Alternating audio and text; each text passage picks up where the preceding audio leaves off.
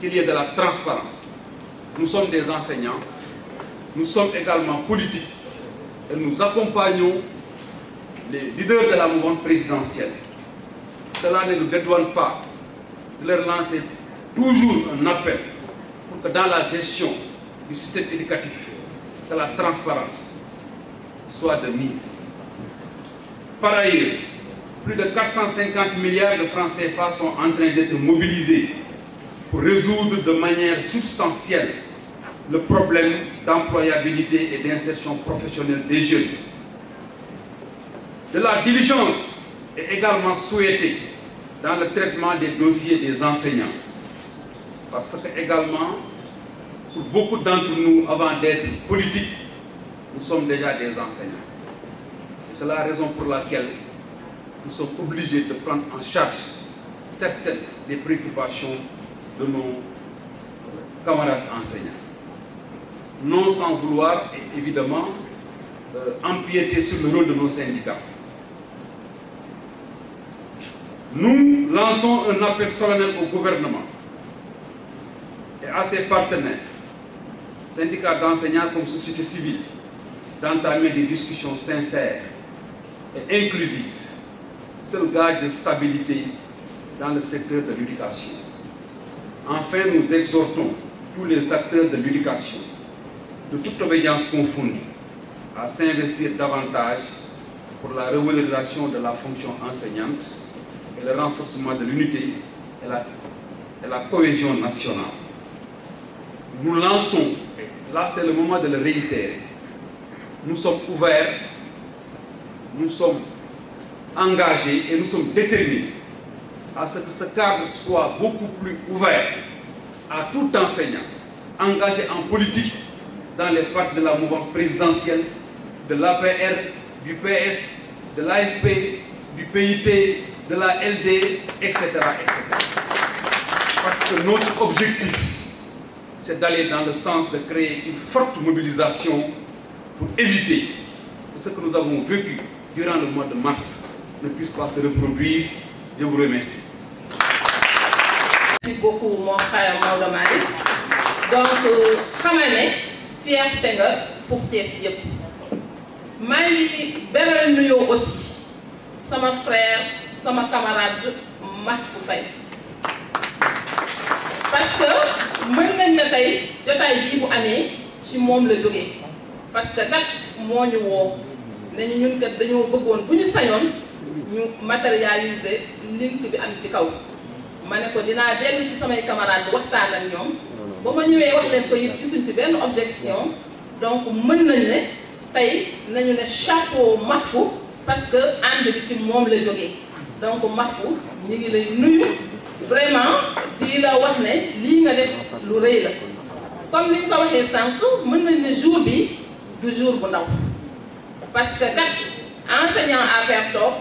enseignant Rewmi toog responsable APR toog responsable Rewmi toog responsable Benno Bokk Yaakaar toog donc naa loolu war nañ ko sax tàccu nag bu baax a baax.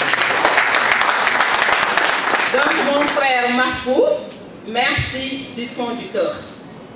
Remerciement yooyu maa ngi ciy boole nag tous les enseignants de Rewmi. Donc on a eu à travailler avec eux jot nañu def ñaari réunion donc mais ci réunion yooyu gis nañ ne ay patriotes lañ travailler nañ facilement amul benn problème avec pragmatisme donc un grand merci à tous les enseignants de Rewmi. Je ne saurais du ma pare te remercier aussi les membres du réseau des enseignants de l'APR. Parce que depuis 2012, on est sur le terrain et toujours dañuy répondre présent. Heure bu réseau wootee ñu jóg heure bu parti wootee ñu jóg donc maa ngi leen di remercier aussi parce que li may wax bu doon mati rek réseau des enseignants du am bu ñu nee réseau des enseignants mooy góor ak jigéen ñi nga xam ne dañoo takku bëgg a jàppale président de la république nekk ay jàngalekat ñëw jaaree ko ci réseau des enseignants de l'APR donc yéen aussi ñu ngi leen di sargal di nuyu aussi la presse parce que bu ñu waxee kat mu yegg fenn fi yéen a ko fa yeggale donc mën naa ne ñun politiciens yi presse ñooy suñuy partenaire donc ñu ngi leen di remercier tey nag lu waral daje bi mooy gis nañ suñu ñaari responsable muy le président Macky Sall muy le président Idrissa Seck ñu joxante loxo bi nag xëy na mi ngi soqeekoo ci mbas mi parce que comme ni ñu ko xamee mbas mi épargné wul benn dëkk ñëpp ñoo subir les conséquences su jeexitalu mbas mi ba tax nag président de la République en bon patriote mu tàllal loxo toutes les forces vives de la nation président Idrissa Seck yemul ci wuyu ji mu dem wuyu ji accepté ànd ak moom pour l'intérêt suprême de la nation donc ñun duñu def lu dul saluer loolu parce que kat mën nañ ne ñoom ñaar ñëpp ce sont de grands hommes donc nekk nañ suñu fierté ci loolu nag ñu ne ñun enseignants yi waruñoo des en reste parce que un responsable dañ koy jàppale nuñ koy jàppalee su ne xool leen fii ñu xool foofu moo tax ñun bi ñu gisee ñoom ñu créé seen link ñu ne pourquoi pas ñu matérialiser ko à la base parce que jàppale sa responsable mooy fam la jaarloo nga jaar fa te comme ñoom dañoo ànd donc ñun au niveau de la base dañoo war a ànd parce que nekkul ne sax dañuy ànd parce que xam nañ au fond la leen boole mais dañoo war a ànd parce que même ci kër sax souvent di nga gis ni jël fa décision yoo xam ne njaboot gi duñ ko maîtriser décision yi kilifa yaa koy jël kon nag ñun bu ñu nekkee dañuy nekk njaboot bu discipliné suñuy kilifa jël nañ décision donc ñun dañuy ranger wu derrière cette décision kon moo waral tey ñu accepter ànd pour désormais ñuy xàccandoo di dóorandoo ànd bi ñu ànd nag mën nañ ne lii tey commencement la parce que wàññi boo gis rek ci benn lay commencer donc commencement bi mooy enseignant APR ak enseignant Rewmi daje nañ tey pour wane ne dañuy dox dem ànd mais ça ne veut pas dire que dañ koy yemale ci enseignant APR enseignant Rewmi lu tax ñu commencé ko nii c'est parce que yàlla dafa def structure réseau des enseignants existé ba pare structure maire mouvement des enseignants Rewmi existé ba pare donc pour ñu ànd day yomb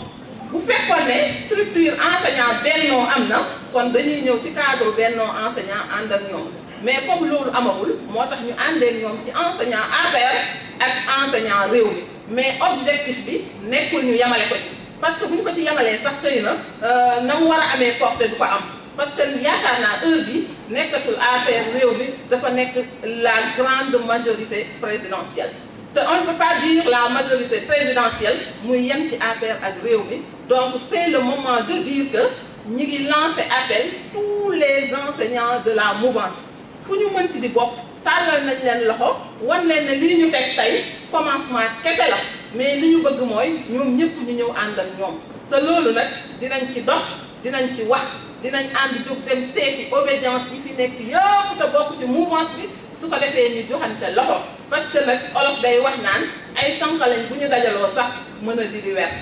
donc yaakaar naa ne enseignant Thiès yi bu ñu dajaloo dinañ mën a marqué seen empreinte ci politique bu Thiès marqué ko sax ci politique bu Sénégal parce que l'enseignant du n'importe qui donc ci loolu daal maa ngi waxaat une fois encore que suñu loxo tàllal nañ ko ñëpp di ko déggal aussi suñu responsable yi fi nekk particulièrement doyen Brin parce que am na taxawaay ci bennoo bi que ni ñun bu ñu sañoon enseignant bennoo yëpp ñu ànd def benn dànk parce que kat Thiès dama naan opposition amatu fi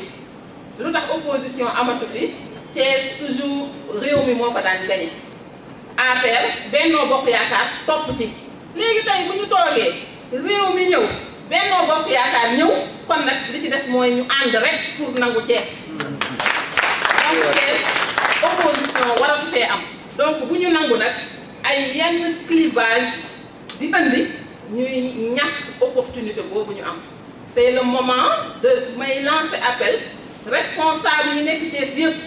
ñu def preuve de dépassement xam ne kat li am solo mooy ànd atteindre suñu objectif moo gën ñu tasaaroo la ñu bëgg keneen ñëw këf ko. donc daal intelligence a ci des et je yaakaar naa ne dinañ am intelligence boobu ba nga xam ne Thiès moom dootuñu amati sax problème opposition parce que opposition dee na Thiès. maintenant suñu ànd bi nag lu ko gën a waral mooy comme ay jàngalekat lañ donc suñu àndee aussi duñu fàtte pàcc bi ñu nekk muy jàngale dinañ fexe ba njàng mee njàngale ñu bay ci suñu waar parce que enseignant kat buy politique avant muy nekk politique enseignant la si loolu nag dinañ gën a saytu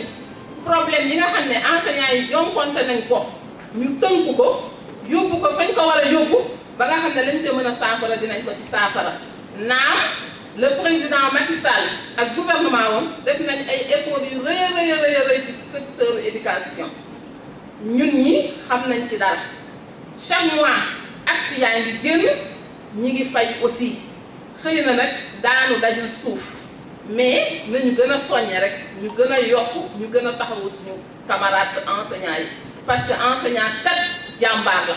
te comptewul lu dul ci salaire am comptewul lu dul ci avancement wam kon nañ leen ci gën a jàppale te jéego boobu ñun dinañ ci bay lañ ca mën a bay bu soobee yàlla. suñu jógee ci côté njàng meeg njàngale bi dañuy wax ci côté politique parce que kat politique bi it ci la donc ànd bi fas yéene nañ ci côté politique mu nekk déclic Thiès pour que responsable yëpp joxante seen loxo te dinañ ci bay suñu waar dinañ jóg yore suñu bâton pèlerin seeti ña ñu war a seeti wax ak ña ñu war a waxal ba nga xam ne Thiès ànd bi président Idrissa Seck ak président Macky Sall ànd dina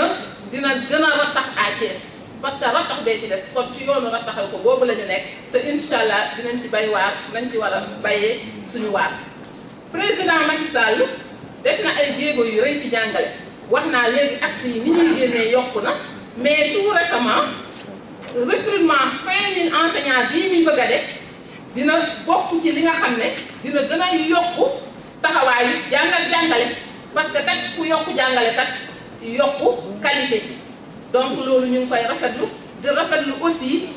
programme recrutement 65000 jeunes parce que nee naa programme boo xam ne dafa ñëw ci heure am ñuy saluer foofu la générosité du président Macky Sall parce que kat 65000 jeunes ñu recruter leen loolu c'est une première au Sénégal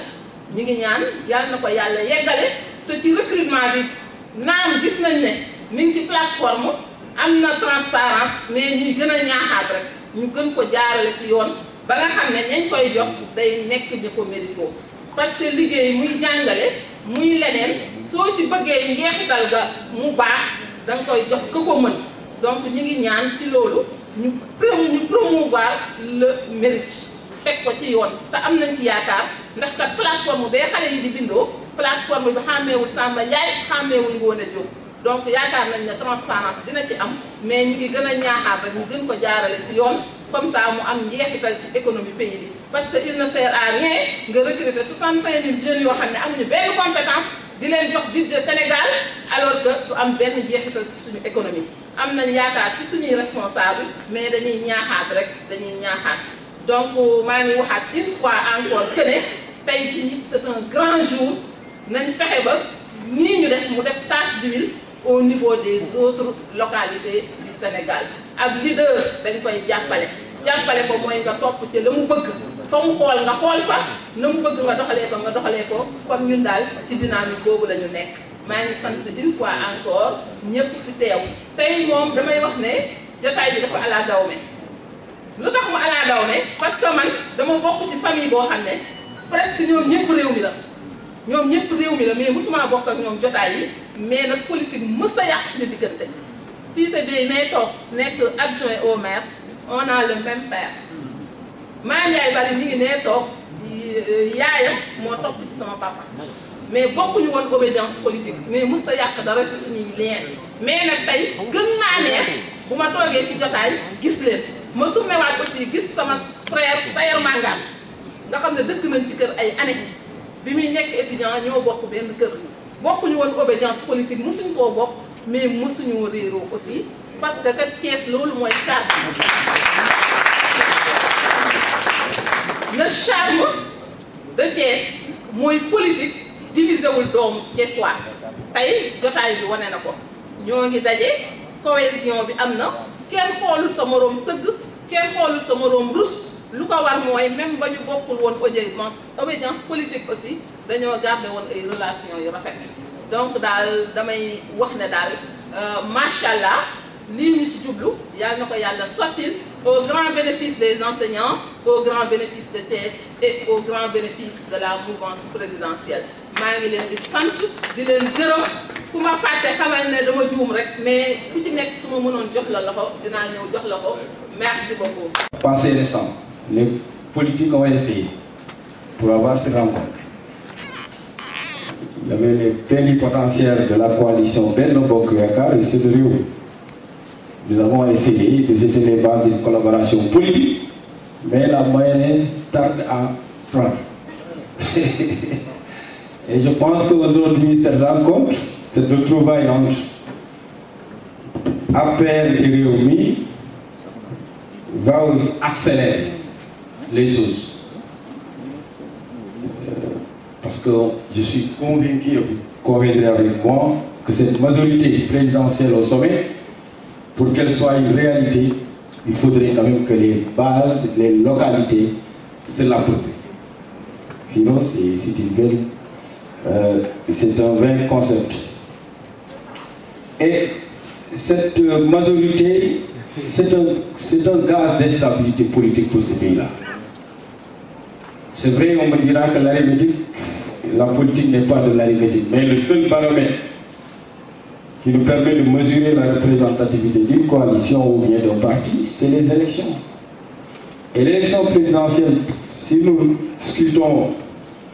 les résultats de l'élection présidentielle passée, la majorité présidentielle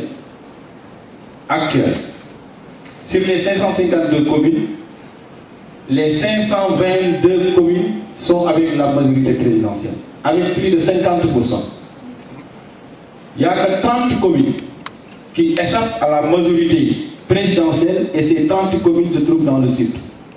C'est dans le département de Oussy, dans le département de Bignona et dans le département de Ziguinchor.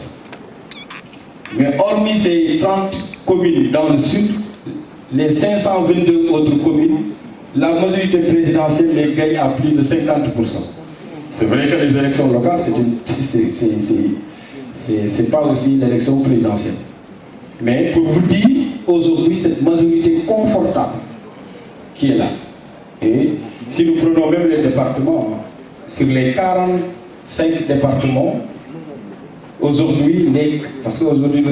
nous allons passer de 45 à 46 avec l'élection du département de Keur Massar. Donc sur les 46 départements, la majorité gagne les 43 départements. Maintenant, il faudrait quand même qu'on réussisse. Hein, que dans la majorité présidentielle, au moins, qu'on mette en avant l'esprit de solidarité, de générosité. Parce que l'on veut nous sauver. Et qu'on taise nos égos et nos ambitions. Parce que c'est ça aussi. Il est bon d'avoir une ambition, mais parfois c'est le contexte qui vous impose quand même de faire violence sur soi et de voir la réalité d'en face pour réussir. Donc franchement, je ne pouvais pas ne pas être là pour nous encourager, parce que nous sommes aussi enseignants. J'avais eu le privilège de diriger le mouvement des enseignants au niveau du département de Thiès, aujourd'hui en tant que maire aussi. Donc je suis promotionnaire avec Diallo, qui est l'ami intime de Maodo. Donc pour vous dire que donc, je retrouve mes collègues enseignants. Et même dans le département de Thiès, lors de l'élection présidentielle, il y a 240 000 électeurs qui ont voté. Mais la majorité présidentielle totalise les 220 000 électeurs. Comme tu as dit, donc le département donc pour vous dire, les 15 communes du département, les 15 communes, c'est-à-dire les 12 du département et les 3 communes de Thiès, on gagne à plus de 90%. Alliance pour la République xëy na jotaay beeg xat-xatu jamono moo tax ku ñëwul rek wala ku ko dégg ñëwoo mais jàpp naa ni ñoom ñëpp rafetlu nañu lii am te dinañ ko gën a saaw gën ko yaatal gën ko fexe ba ñëpp ànd ci mais comme li doyen Sankharé wax léegi dafa am solo je pense que Thiès dafa war a nekkat le locomotive li nga xamante ni am na au plus haut sommet tam rafet lool Mati ñu ngi leen di encourager vous les enseignants mais je veux dire Dieu est juste dafa mel ni lii enseignant rek ñoo ko mënoon a dox parce que pendant ce temps que mais un enseignant organique comme disait Gramsci un enseignant organique enseignant créé à la main dañu gis que rek baax na mais enseignant mooy kii et am na lu yàlla nam ba nga xamante ni jàngalekat moo ko dox et c'est avec beaucoup de plaisir la ñu toog fii mais may wax rek ni am na ñu bari ñi nga xamante ni àndu président Macky Sall ak bi président ubbee dialogue il se posait la question mais lu ñuy dialogue dara xewul je dis aux gens mais lan moo mais ñun est-ce que ay nit lañu parce que en Afrique il y a deux exemples de dialogue il y a l'exemple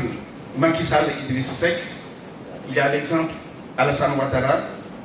Bédié il y a benn exemple dialogue bi nga xamante ne ak ànd bi nga xamante ni dañ ko ànd te xeex amul direct tuuru jëm ñu ci ay élections yi nga xamante ni calcul yi day bari maanaam je veux dire bi ñu koy def parce que fekk nañu sori ay élections boobu mooy exemple du Sénégal ñu am bu Côte d'Ivoire bi nga xamante ni dama ci fekkee parce que am na lu bari bi nga xamante ni dox nañ ci bi ñu leen di wax ànd leen wax leen dégguñu woon il a fallu qu'il y ait 102 morts après une élection pour nit ñi toog wax est-ce que Sénégal dañu bëggoon ñi wax ni warul président Macky Sall warul woon dialoguer warul woon wax warul woon tàllal loxo Idriss Seck est-ce que dañu président Idriss Seck est-ce que dañu waroon a bàyyi ba mu am ay morts yu bari ñu soog a waxtaan je ne le pense pas. Je pense donc que le président Macky Sall a fait preuve d'une générosité exceptionnelle. Il a fait preuve d'une grandeur sans commune mesure et il a été pragmatique dans la gestion du pays. Et en face de lui, il a eu un frère avec qui il a eu une histoire et que le président Idriss Seck aussi wane responsabilité, wane courage, wane réalisme. Donc l'un a fait preuve de générosité, de grandeur et de pragmatisme. L'autre a fait preuve de responsabilité, de courage et de réalisme. Cela veut dire quoi? Cela veut dire que li am ñu ne rafet na bu amul woon mu ñaaw. Dañu war a comprendre ni aussi que li ñu wër en Afrique te bari ay coow tey fépp dama wax ni boo gisee toujours Afrique coow di am dëkk yi tàkk yépp mooy dëkk yi nga xamante ni ñi gérer pouvoir bi ak ñi gérer ki nga xamante ni moo gën a significatif ci opposition bi ëpp ci maturité. Il n'y a pas, c'est quand on parle de l'opposition sénégalaise, il y a l'opposition du bruit, mais je veux dire que l'opposition sénégalaise, c'est symbolisé en termes, en tout cas, de ñuy élection par le président de Rewmi, le président Idriss Seck. Donc je pense que quand il a fait ce choix, en répondant à l'appel du président de la République, Macky Sall, je pense qu'il a posé un acte historique. Loolu dañ ko war a saaw dañ ko war a rafet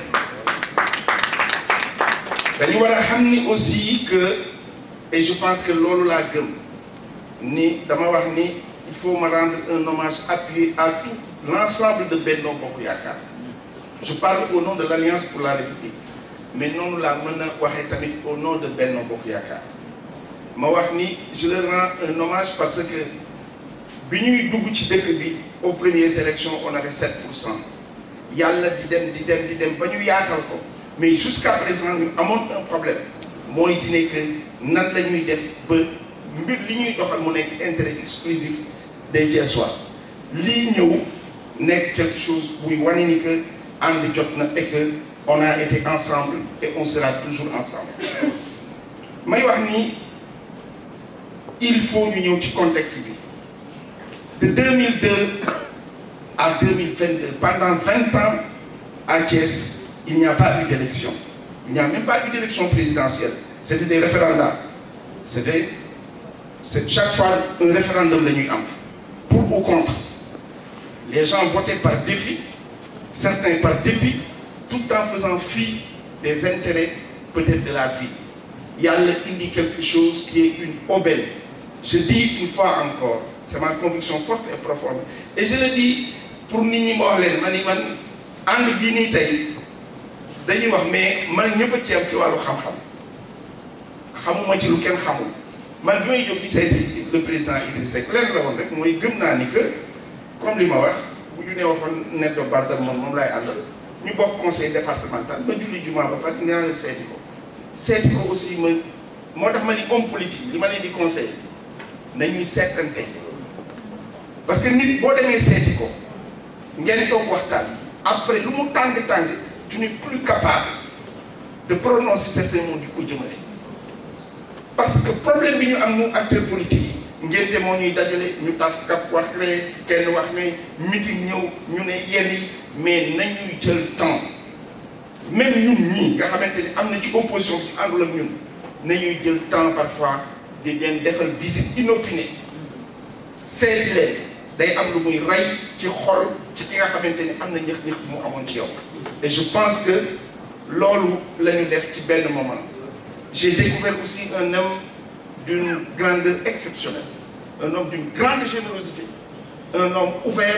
je l'ai découvert à la personne du président Idrissa Seck mais moo wax ni ñun ñi nga xamante ni nag yàlla daf ñu féetale Thiès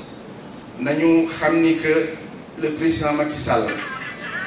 du def dara parce que dafa jóg rek def ko c'est un homme d'une grande culture politique c'est un homme d'une dimension humaine extraordinaire c'est un homme qui sait écouter et c'est un homme qui prend des décisions au moment où il doit les prendre parce que tout simplement je le dis très souvent Macky Sall est un homme libre fondamentalement libre totalement libre c'est la raison pour laquelle bu demee ba jël choix bi ñun dañ koy rafetlu te li ma leen wax la gëm naa ni te loolu laa gëm que dans tout le Benno Bokk yaakaaruma kenn ku nga xamante ni di nga ci am beneen approche bu dul rafetal ko maintenant dem leen seeti ñëpp nañ wax ak ñëpp lii ngeen jóge fii ku ñëwul dogal leen ko kamisolu ngant ne leen rek xëy na amul jot wala am na lu dem seeti leen ñëpp parce que comme l'a dit Brin ma conviction c'est que histoire la ñuy bind tey quand j'entends Macky Senghor dire elle a souffert dans sa chair il l'a pas dit bokk ak nit te bu élection jotee wala bu politique jotee mënu leen ànd parce que dara mënu woon tax ngeen ànd tant que vos deux leaders ne sont pas ensemble chacun à Thiès faisait preuve d'une grande loyauté envers ñii Idrissa Seck ñii Macky Sall aujourd'hui ñoom ñaar seen ànd bi ça nous permet définitivement d'être loyal à la ville d'être loyal aux intérêts de la ville pour une victoire éclatante pour tous et pour l'intérêt de cette ville maa ngi leen di sant di leen gërëm di rafetlu lii di ñaan yàlla mu sax